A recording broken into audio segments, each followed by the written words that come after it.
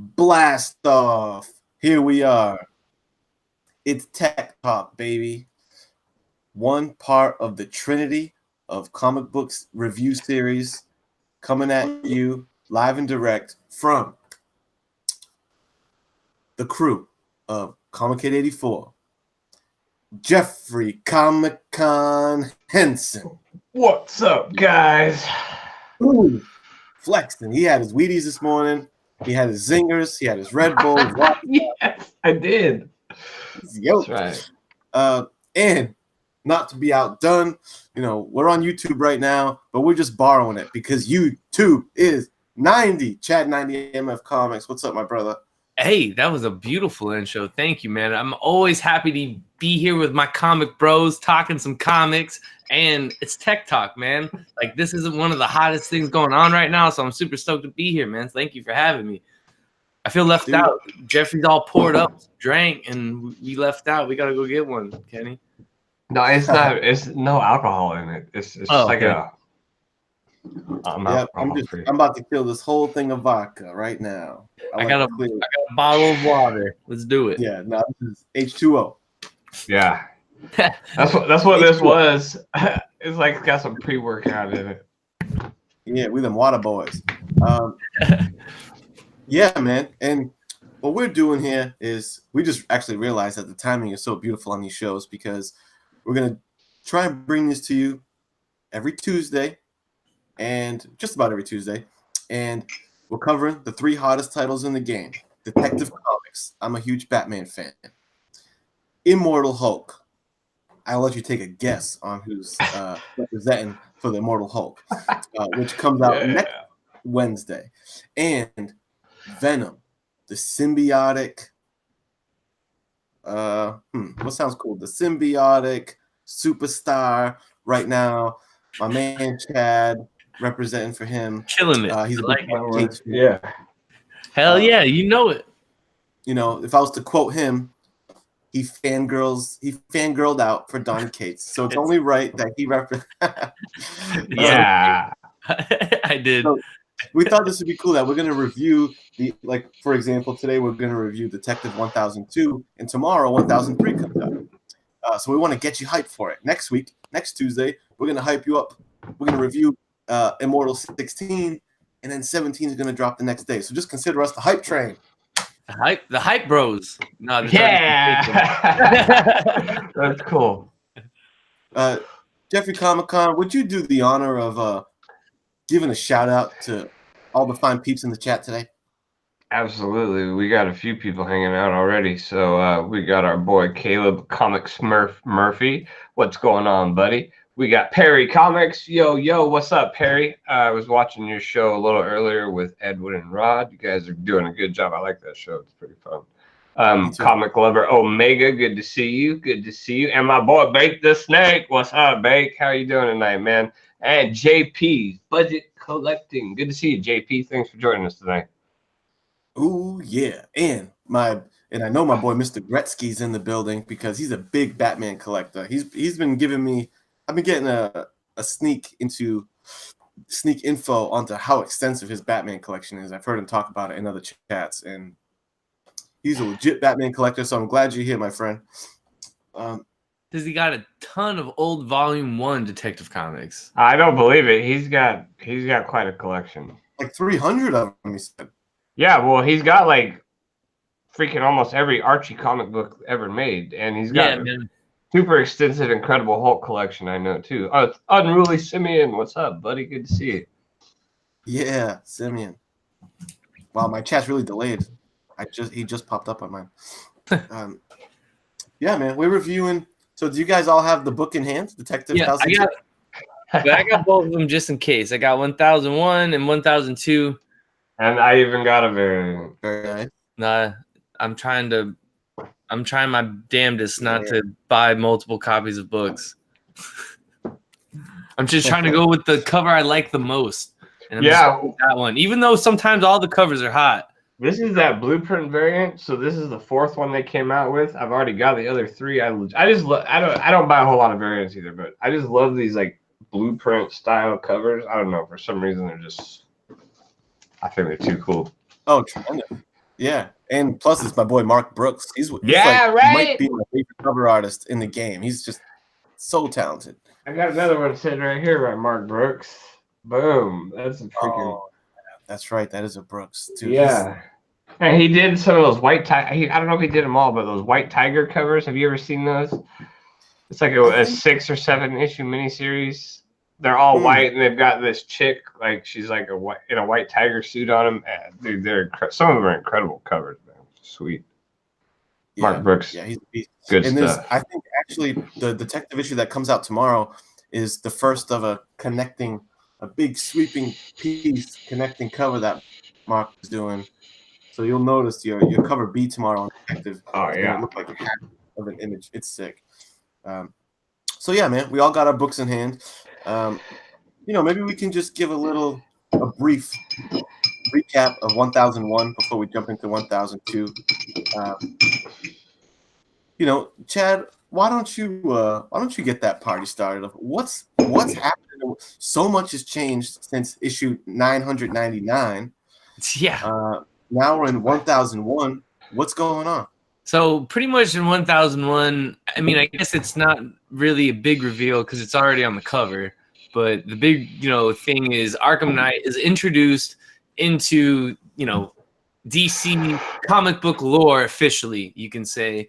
And pretty much he is starting his rise, in Gotham. And, I don't want to call it a gang, but, it's almost like a cult-like feel to me. Everyone, like he's got everyone riling behind him. They all got their shields with the A on it to take over Gotham, and they're pretty much he's determined to take Gotham from Batman. He knows who Batman is.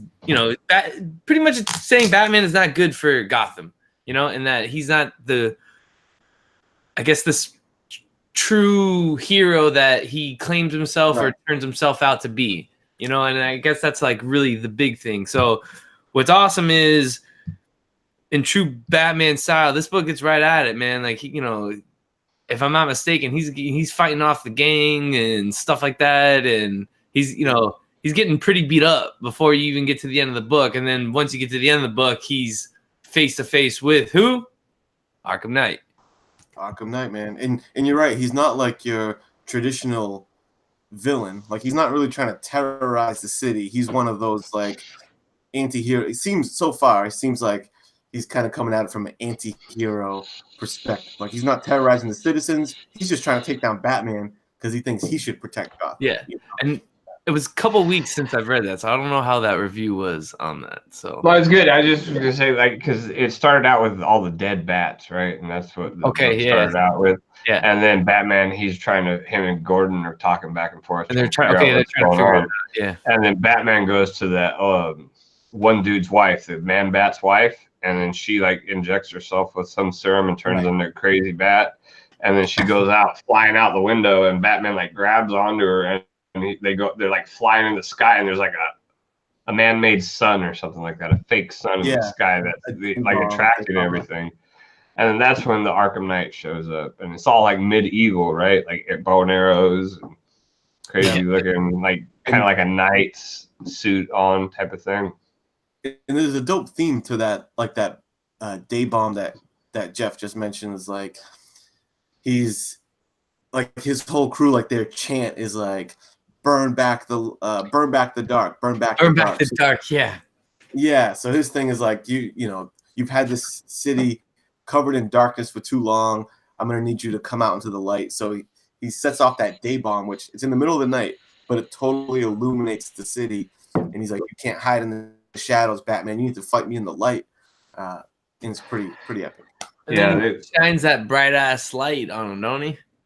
Oh yeah. And it's funny because like you have that same thing going on with Hulk right now. Like they're all just shining light on him, like trying to fight in the dark, and Hulk and Batman being two of my favorite characters. I'm like, yo, what's going on with this, bro?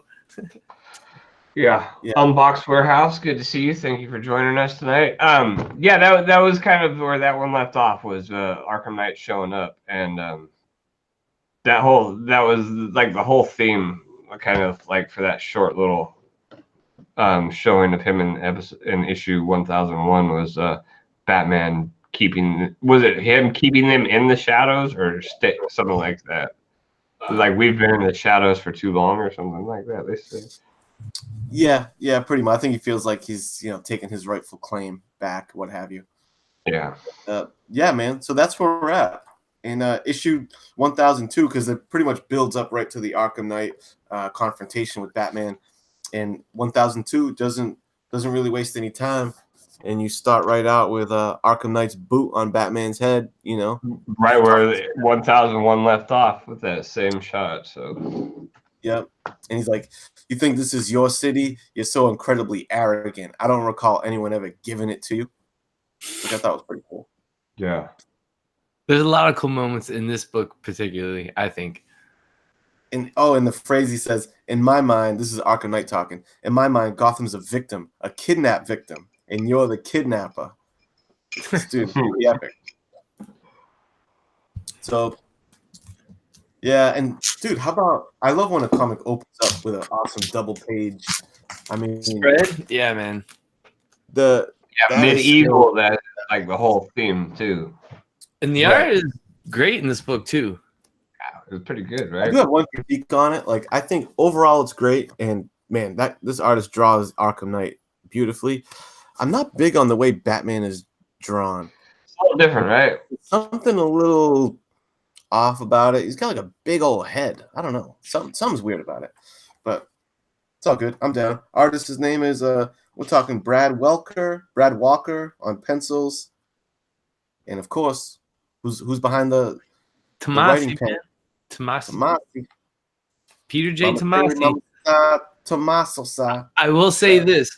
One of my favorite, I guess, team ups, or I guess, is Tomasi and Gleason. And I know Gleason just signed an exclusive contract with Marvel, so he won't be doing stuff with DC anymore. But I thought the, Tomasi Gleason Superman run was phenomenal, and what they did with Super Sons was really good.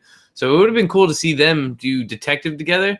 I guess the contract ran out, it seems. But yeah, I don't think the art is like amazing, but I think it, like I said, I think the art is great compared to some of the other books I've seen out.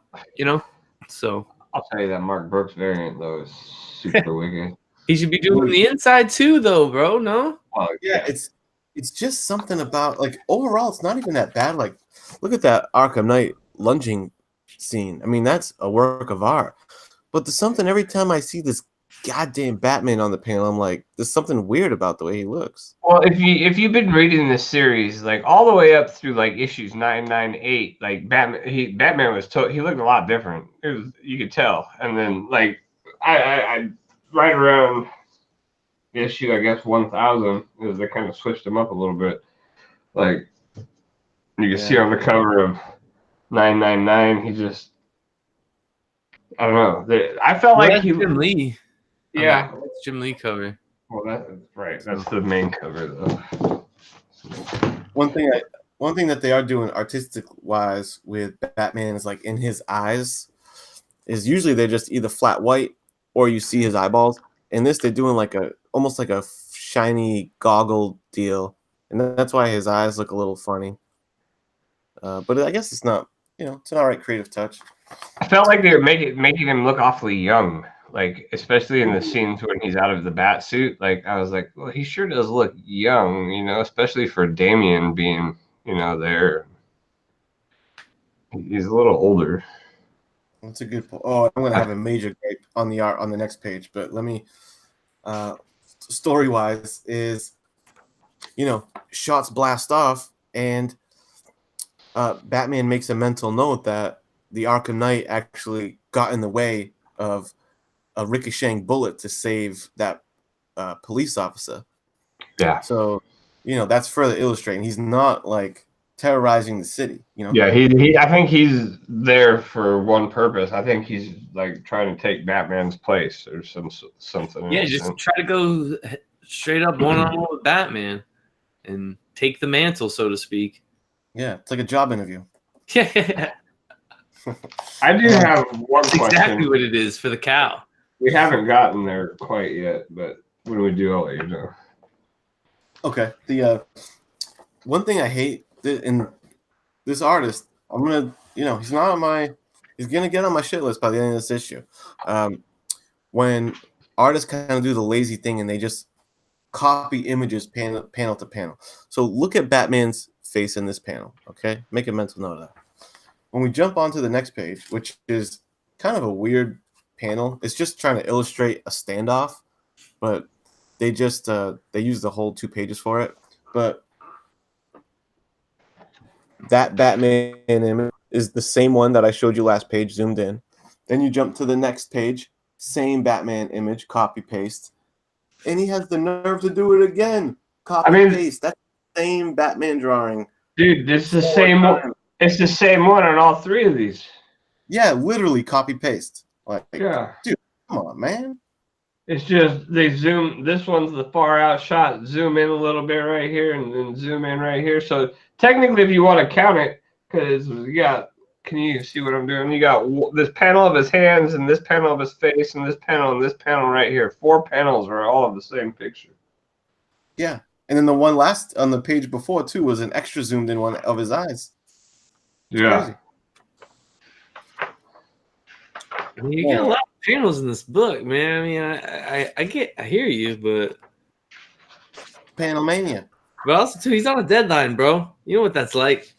There's also a lot of advertisements in this issue too, though. I feel like there's that. I don't know. Maybe there's just a normal amount, but I felt like there were a lot of like advertisements. That could be. I mean, Batman is consistently one of the best-selling books out there, especially that DC has. So I'm sure they, pour it out a little bit because they know the eyeballs are in it. Yeah. So then when he gets to that standoff, he's like, "What you want to do, bro?" He's like, "All these innocent bystanders are standing around. You want to make a move?" And Batman's like, "Put this on pause. I'll get back to you. To be continued. I'll get back to you." And then Arkham Knight drops a day bomb. Boom, flashbang. And then we flashback. And then Gordon saving Batman from this point on. Yeah, that's right. How does that page play out, Chad? So I guess Gordon comes flying in with the Batmobile and just comes through, throws him in the Batmobile and starts taking him back to the Batcave, if I'm not mistaken. And at this point he's super beat up and he got hit with this this little arrow here, as you guys see. He's got, yeah, and they're trying to how about when Jim Gordon gives the car a command? Because I don't think he drives up in it. I think he's just standing near it. Yeah, I think you're right. He's just standing around there, yeah. And then when he throws Batman in the car, he goes, "Hey, car, if you're listening, take this damn fool home." And the car, like, affirmative. Yeah, affirmative, taking fool home. It's pretty funny. And then the request of EMS, and he's like, "Nah, I don't need any of that." No, but my favorite part about this, when they're back at the Batcave, as you guys see, he's getting all patched up with Alfred and this and that. He gets called out by his son, yo.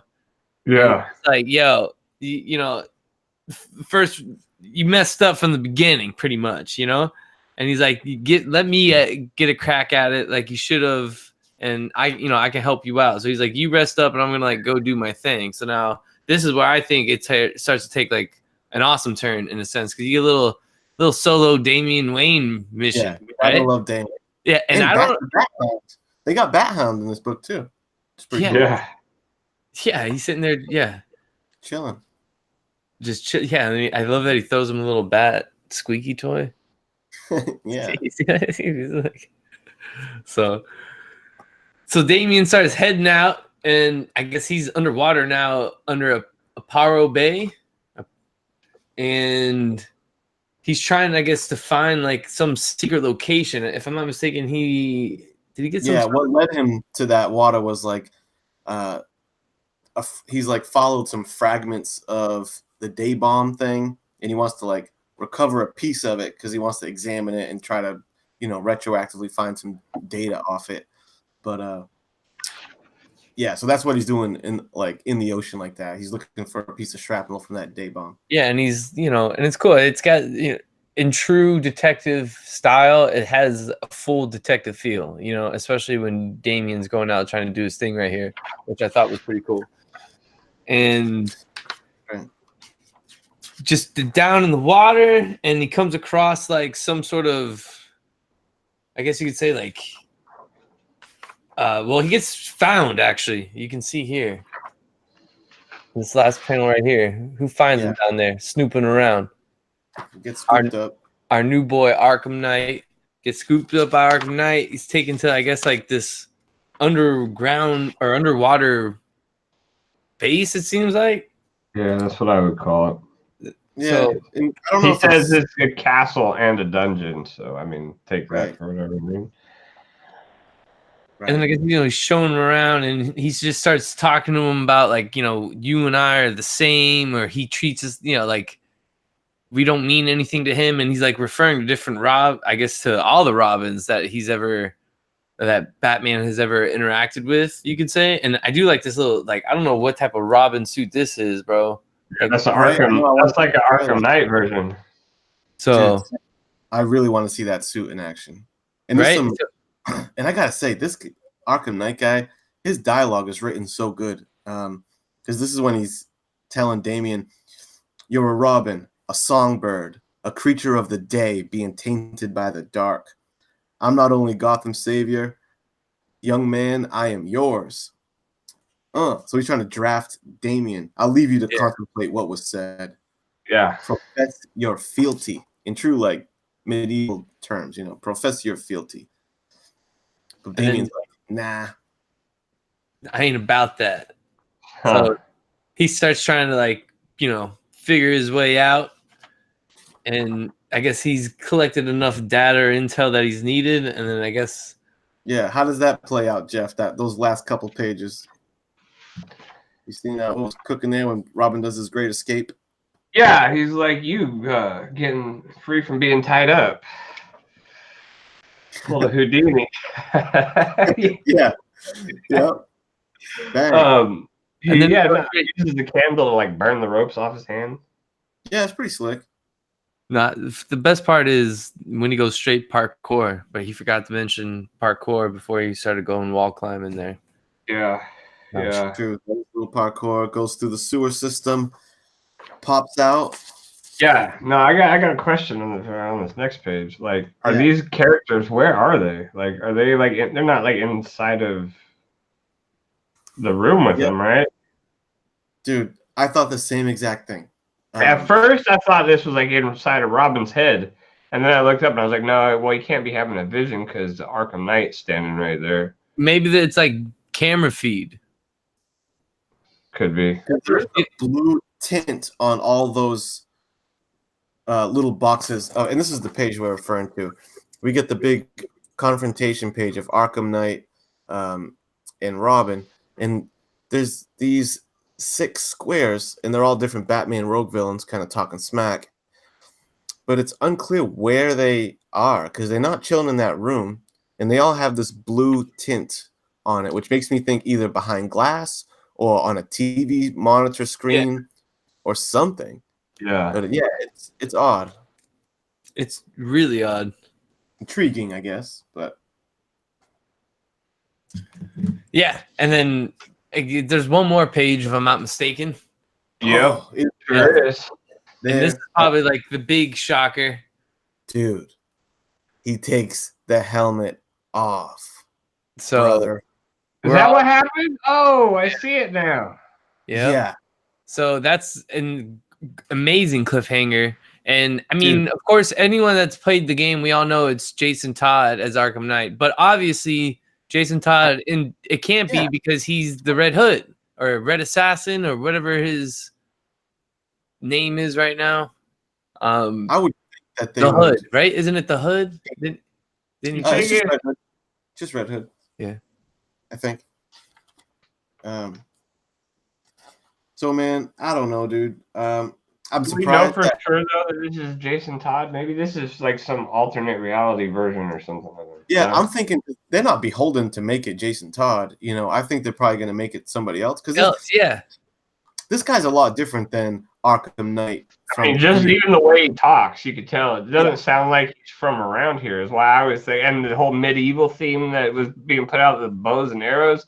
I was almost wondering if it was some type of a futuristic time traveling type of. We could start speculating on it, right? How crazy would it be if it was Ra's al Ghul? Oh yeah, or a descendant of Batman's or something. I don't know. And that can probably turn Damian because it's his grandfather. Maybe it is Damian. And that's why he put that little Robin Arkham Knight suit there. Alternate dimension type stuff. Another Damian. Yeah, well, we know Damian's gonna be like a super genius, right? Like I think so. Maybe he's pulling some Tony Stark thing and he's going back in time to stop something from happening. Who knows? Yeah, I don't think it's time travel, man. I think it's gonna be somebody like that. I don't know. Why are they talking so weird? Like you don't just like talk weird like that. Right? Cool, man. Maybe that could be. I'm not saying that's not. I'll leave it up for anything. Even if he's not from that time, he's definitely embracing the gimmick. You know, right? Man, I'm really not sure who to expect here, man. I got no idea either. Yeah, I mean, I don't either. I'm just throwing out names, I guess. I just think that'd be cool. That's just one I can see a connection to Damian that might make him really think about possibly turning in a sense. You know what I'm saying? And outside of that, like I don't think they would introduce a new character. Maybe they would, but I think there's somehow gonna connect it to somebody, you know, from the past. You know, coming back. I can't.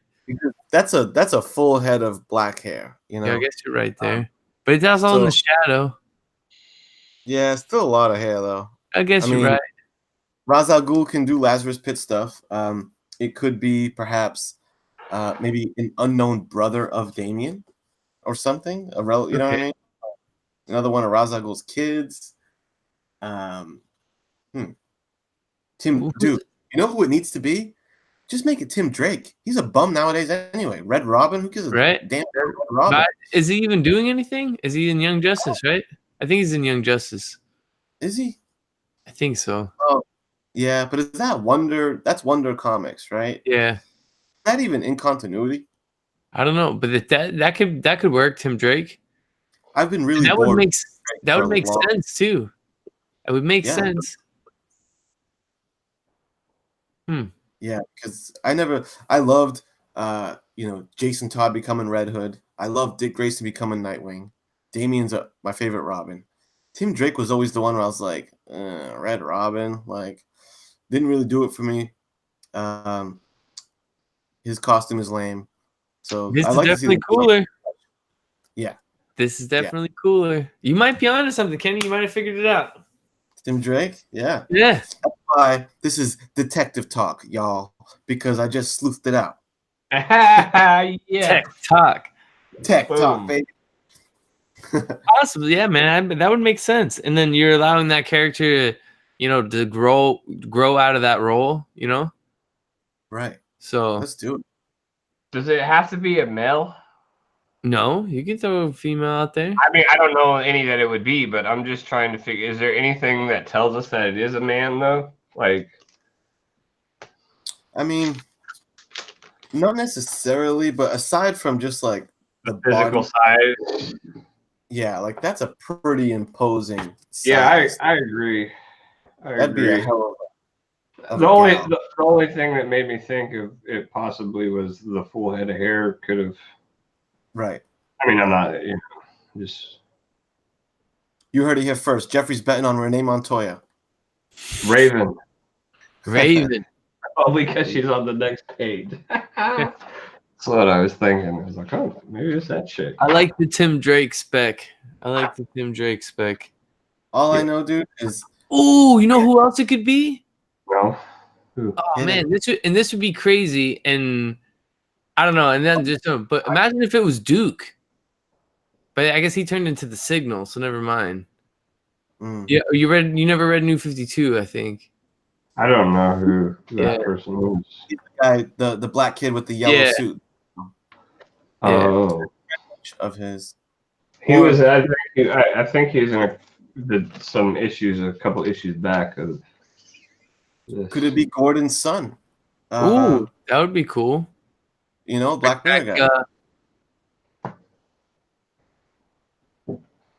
One thing I can tell you is I haven't been this excited for a cliffhanger issue in a long time, dude. I am just like pumped. I'm like, who done it? I'm like, I'm about as intrigued as the season finale of Simpsons, Who Shot Mr. Burns right now, okay? I need to know. I'm telling you, this series is solid, man. Like I've been on it probably since like issue 980-ish, maybe a few before, maybe a few after, but I haven't been disappointed by a single issue from it. I hopped on when Tomasi. I was on it when it changed over to Rebirth and all that type of stuff, and I tried it and it just didn't work for me. I forgot who the writer was, but when I heard Tomasi was coming on, I will say he's probably one of my favorite writers that's, currently out for sure. So I was like, I'm definitely hopping on it when Tomasi gets there. And I've been on since he's been, and I have not been disappointed since he's been writing it, because you had the whole, leading up to 1000, which I thought was, really well done with the whole, like the training simulator. Kenny, I don't know if you read that or remember that, Jeff. Yeah, it was, it was cool. Yeah, that's how 999 ended, right? Yeah. So, like, he was fighting he was fighting himself, his own fears and all that type of thing, and it wound up being like a training simulator, and he did it on his birthday every year, and, loved it. Yeah, and Alfred's like, it's such a weird way to celebrate your birthday. Yeah. So, but yeah, no, I think Tomasi's been killing it. He's a great writer. Yeah.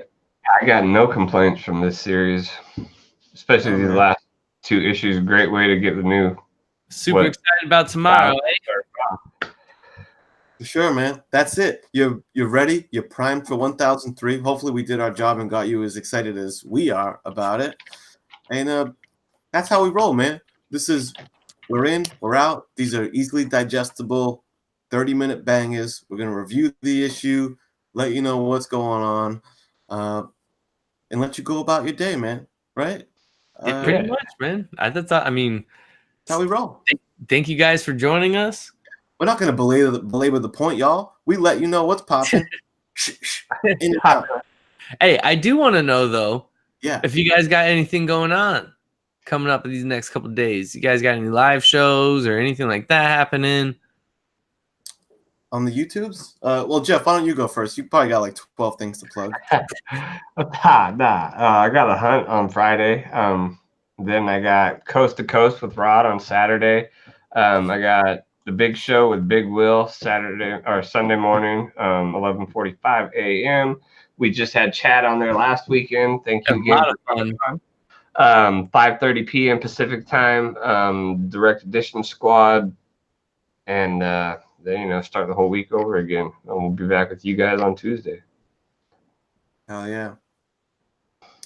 And as far as the Comic Head channel, I just got one thing to say. Waiting for that. Because Friday night, buckle your seatbelts, y'all. Because the Mega Power Hour is coming at you. It's Friday at 9 p.m. Eastern. The Mega Powers are colliding. Biggie Shackamania, Macho Head Madness. First time. We're going to, and I think the show premise is going to be, we're definitely going to have a wrestling focus to it. Wrestling and comics, you know how we roll. But I like the idea of lists and stuff. So first episode, me and Biggie Shack are going to break down our opinion of the top 5 wrestling matches of all time and break it all down. Yeah. Nice. Maybe we'll comic talk and some general shit talk and all that good stuff. And this is just the pilot episode.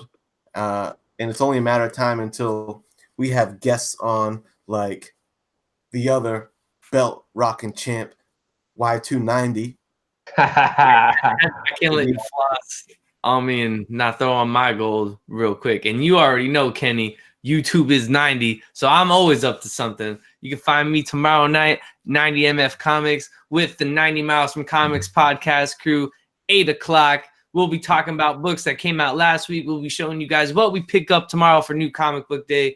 You already know what's happening Thursday, my newest installment, Turtle Talk Thursdays, when I'm joined by C. Woodard and Edwin the Comic Jabroni as we talk Turtles. So make sure you guys stay tuned for that because it's City at War Part 1 and Batman TMNT Part 3 Issue 1. And I'm super excited to talk about that because the concept behind that, guys, is awesome. If you're a Batman fan, you guys need to go check that out for sure. And you can find me every Monday night on the MCE, That Geek Show. And, of course, right after that, Story Comic Corps, where we review Why the Last Man, where I'm there with my tag team partner, the Macho Head 84.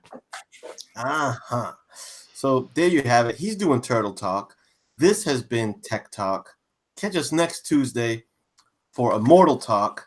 And then it'll only be a matter of time until Symbiote Talk. So when you're dealing with the comic bros, just know the talk don't stop. Peace.